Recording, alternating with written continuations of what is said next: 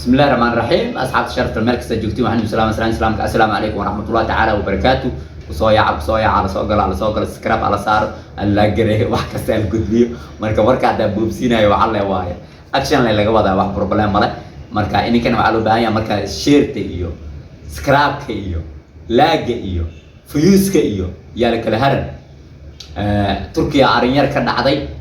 ماما صوماليات iyo nin Turkiya maama Soomaaliyeed gurigeeda ku soo weeraray idii ciyaalkeeda iyo ayeedeeda marka maamadii oo banaanka maamada la soo baxay marka ciyaalkeedu dilayo arkay banaanka la soo baxay maamadii oo ku bilaabay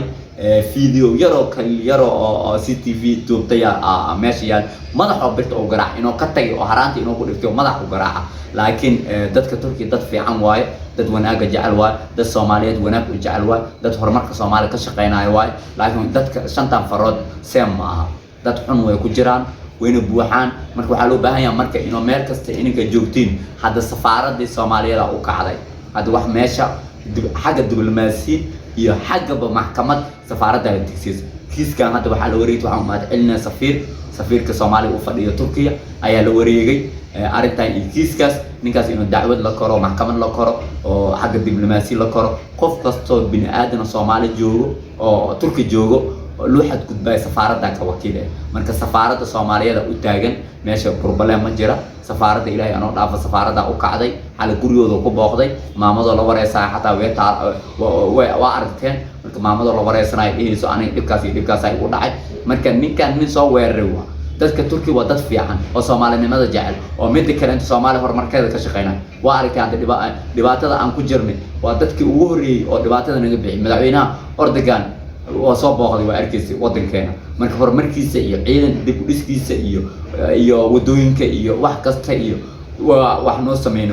marka dad xun way ku jiraan dadka Turkiga dhamma xuma halka 10% way ku jirtaa marka cunsuriye iska dhaaf tusaale waxa ka soo qaadataa anagoo Soomaali misrabna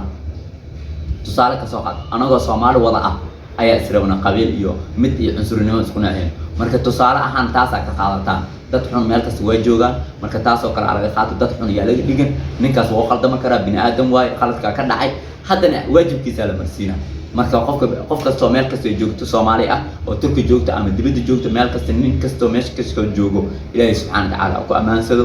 sidii wanaag oo kaleente horumarka oo kale qofkaas oo kaleente cunsuri waa la helaa inankan is ilaaliyo siinbir waxa loo baahan yahay inay is ilaalisaan oo isku badnaataan